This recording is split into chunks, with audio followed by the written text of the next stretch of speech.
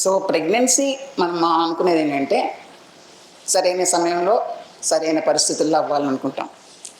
చాలామంది చదువుకున్న వాళ్ళు, పోస్ట్ గ్రాడ్యుయేట్స్, లక్షలు లక్షలు సంపాదించుకుంటున్న వాళ్ళు కూడా, మేడం నాకు ఒక 3 months back 6 months back marriage అయింది, you don't want this pregnancy now అని అంటారు.